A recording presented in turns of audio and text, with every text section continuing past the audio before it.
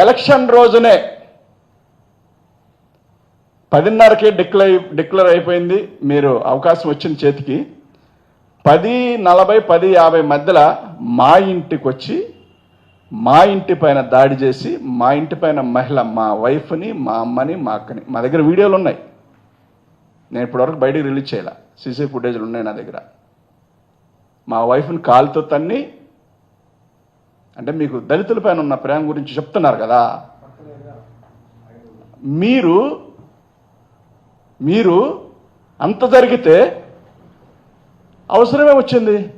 మా అమ్మ ఏం చేసింది, మా వైఫ్ ఏం చేసింది, మా చెల్లెళ్ళు ఏం చేశారు, వాళ్ళందరి పైన జుట్లు పట్టుకొని కాలుతో ఎగిరెగిరి, నా కొడుకు దొరికితే కర్ర తీసుకొని కర్రతో కొట్టి గెలిచారు. ప్రజలకు పేరు చేయమని కదా, దళితులను హింసించమని కాదు కదా. మీలో ఒకడు ఎదిగితే, అంటే మీకున్న భావం, మా దగ్గర నిన్నటి దాకా వ్యవసాయం చేశారు, పొలం పనులు చేశారు, ఇలాంటి వాడు ఒకసారిగా కారు వేసుకొని తిరగడం, ఒకసారిగా ఎంపీ అవ్వడం భరించలేని తనంతో రకరకాల తప్పుడు ప్రచారాలు, రకరకాల ఉన్మాదమైన ఆలోచనలతో ఎన్ని రకాలుగా కేసులు పెట్టి దాదాపుగా 5 నెలల లోపల పెట్టారు. ఏం మారింది? మీ పార్టీలో ఉన్న నాయకులు కూడా, మీ పార్టీకి సంబంధించిన కార్యకర్తలు కూడా ఛేదరించుకునే పరిస్థితికి వచ్చిన తర్వాత మాత్రమే నేను బయటకు వచ్చాను. అంటే మీరు ఏ స్థాయికి పడిపోయారనేది గమనించుకోవాలి ఒకసారి. అది సరిపోదన్నట్టు మీరు గెలిచిన 10 నెలల్లో కొట్టడం, నరకడం, చంపడం, ఒక పక్కన మా పైన కేసులు పెట్టడం, మా కుటుంబాన్ని హింసించడం, మా వైఫ్ ఎక్కడికన్నా వెళ్తే పాపం మీ వాళ్ళు ఫాలో అవ్వటం, లాయర్ల దగ్గరికి వెళ్ళినా, మా అన్నయ్య మా వైఫ్ లాయర్ల దగ్గరికి వెళ్ళినా ఫాలో అవ్వటం, బెదిరించడం, రాంగ్ కాల్స్ చేసి యూకే నుంచి అక్కడ నుండి కాల్స్ చేసి అక్కడ తిరిగినా మేము వదిలిపెట్టం, ఎక్కడ తిరిగినా వదిలిపెట్టం అని చెప్పి రకరకాలుగా ప్రలోభపెట్టి, భయపెట్టి, భయభ్రాంతులు చేసి ఏ రకంగా బెదిరించారనేది మా దగ్గర ప్రూఫ్లు ఉన్నాయి, సాక్ష్యాలు ఉన్నాయి. అవకాశం వచ్చినప్పుడు, అవసరం వచ్చినప్పుడు ఖచ్చితంగా బయట పెడతాం. 5 నెలలు బాధ పెట్టి వచ్చిన దరువు మొదలేసి ఎస్సీల పైన, బీసీల పైన, మైనార్టీల పైన దాడి చేయటం తప్ప ఈ రాష్ట్రానికి మీరేం చేశారు ఒకసారి చెప్పండి. అధికారం చేతిలో ఉంటే, అధికారం చేతికి వస్తే రౌడీజం చేయడం పెద్ద గొప్పే ఉంది, పెద్ద గొప్పే ఉంది. మీ ప్రజలు ఇచ్చింది అందుకు కాదు కదా. జగన్ గారు ఒక పథకం ఇస్తే మేము 4 ఇస్తామని చెప్పారు. మేము జగన్ గారు ఒక మనిషికి పిల్లాడికి అమ్మఒడి ఇస్తే మేము 4గురికి ఇస్తామని చెప్పారు. మీకు 15,000, నీకు 15,000, నీకు 15,000, 18,000 అని దొరికిన కాడాలి డబ్బా కొట్టారు. ఇవాళ ప్రజలు ఎక్కడ మిమ్మల్ని పథకాలు అడుగుతారా అని చెప్పి అనగారిన జాతుల పైన కడుపు మంట పెంచుకొని వాళ్ళ మీద కొట్టడం, తిట్టడం తప్ప మీరేమైనా చేయగలిగారా? ఇది పాలన అంటారా? బీహార్లో మాత్రం ఈ మాత్రం జరిగిందా? అసలు బీహార్ అంటా ఉంటారు కదా, ఆ ఏరియాలోనే ఇలా జరిగిందా? ఎప్పుడైనా ఉందా ఈ రాష్ట్రంలో? కక్షపూరితమైన రాజకీయాలు తప్ప ఇలాంటి దుర్మార్గమైన ఆలోచనతో కొనసాగిస్తూ మళ్ళీ దళితులపైన ప్రేమ పుట్టుకొచ్చి అంబేద్కర్ గారు అందరివాడైతే అంబేద్కర్ గారి విగ్రహం ఆ పక్కనే ఉంటే మీ ఇంటికి ఈశాన్య మూలగానే విగ్రహం కనిపిస్తూ ఉంటుంది. ఎప్పుడు ఇల్లే దారిలో ఒకరోజు వెళ్ళి సందర్శించడం కానీ, కనీసం చూడటానికి కానీ కన్నెత్తి ఇదే విగ్రహం అని అనిపించే పరిస్థితులు కానీ మీ దగ్గర ఉన్నాయి. మీరు కావచ్చు, మీ కుమారుడు కావచ్చు, ఎవరన్నా కావచ్చు. అసలు మన సంబంధం లేదు అన్నట్టుగా అది అక్కడ ఒక విగ్రహం ఉందనేది కనిపించినట్టుగా మీరు యాక్ట్ చేసుకుంటూ తిరుగుతూ ఉన్నారు. మీకు అంబేద్కర్ గారు నిన్న గుర్తుకొచ్చారు. అది జయంతి సందర్భంగా మాట్లాడకపోతే బాగోదేమో అని చెప్పి నిన్న గుర్తుకొచ్చింది మీకు. నిన్న మాత్రం ఎందుకు గుర్తుకొచ్చింది? ఆయన పుట్టినరోజు కాబట్టి మనం మాట్లాడకపోతే బాగోదు అని చెప్పి.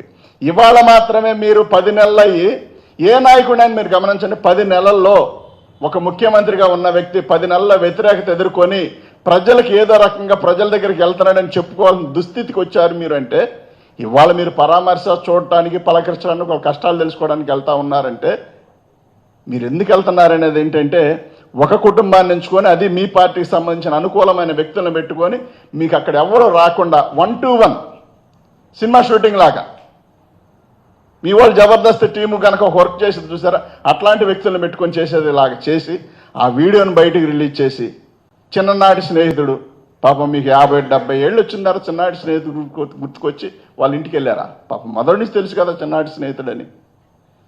ఈ హడావుడి కాదు ప్రజలు కోరుకుంటా ఉన్నది. మీ దగ్గర నుండి మీకు ముఖ్యమంత్రికి అవకాశం కల్పించారు, మరి మాకు ప్రజలు ఓటేశారని మీరు చెప్పుకుంటా ఉన్నారు కాబట్టి, అందుకే మాకు ఇన్ని సీట్లు వచ్చినాయని చెప్పుకుంటా ఉన్నారు కాబట్టి కూటమి రూపంలో. మరి అలాంటప్పుడు మీరు ప్రజలకు మేలు కదా చేయాల్సింది. మీరు చదువుకోరని ఒక ఆయన అంటాడు, శుభ్రంగా ఉండరని ఒక ఆయన అంటారు. మహానుభావులు రాష్ట్ర ముఖ్యమంత్రిగా ఉన్న చంద్రబాబు నాయుడు గారు అయితే ఎవరు పుట్టాలని కోరుకుంటారని ఏకంగా ఆయనే మాట్లాడిన సందర్భాలు మనందరం కూడా చూసాం.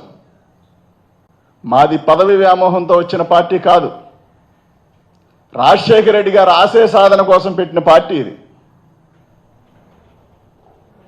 మరణాన్ని కూడా ఆస్వాదించి ఎప్పటికైనా మరణిస్తాము, మరణించే లోపల మంచోడు అనిపించుకోవాలి, రాష్ట్ర ప్రజలకు ఎంతో కొంత మేలు చేశామని అనిపించుకొని బతకాలని చెప్పి జగన్మోహన్ రెడ్డి గారు చూస్తూ ఉంటే, 5 సంవత్సరాలు కాదు మేము 4వ ముఖ్యమంత్రిగా ఎన్నికయ్యాము, మేము 4 సంవత్సరాలు ముఖ్యమంత్రిగా 4వసారి కొనసాగిస్తా ఉన్నామని మీరు చెప్పుకున్న తరుణంలో అసలు మిమ్మల్ని మోయడానికే పుట్టిన పవన్ కళ్యాణ్ గారు ఒకళ్ళు ఏ ముఖం పెట్టుకొని ప్రజల దగ్గరికి వెళ్ళి ప్రజలను మోసం చేయొచ్చా? మీ మీద ఆశ పెట్టుకొని కదా ఓట్లేసింది మీకు. మీరేదో మేలు చేస్తారు, జగన్మోహన్ రెడ్డి గారు బ్రహ్మాండంగా చేశారు, వీళ్ళు ఇంకా బాగా చేస్తారు అని కదా ఓట్లేసింది మీకు.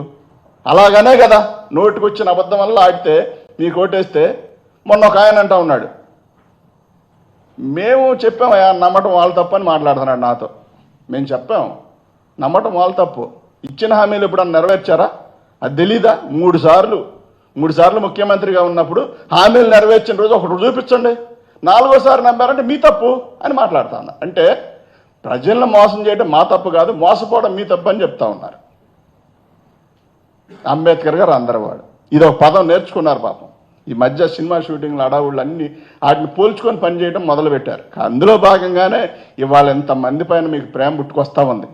దయచేసి జగన్మోహన్ రెడ్డి గారితో దళితులకు మేలు చేసిన విషయంలో రాష్ట్ర ముఖ్యమంత్రిగా ఉన్న చంద్రబాబు నాయుడు గారు కానీ, వాళ్ళ కుమారుడు కానీ, పవన్ కళ్యాణ్ గారు కానీ పోల్చుకోవద్దు దయచేసి.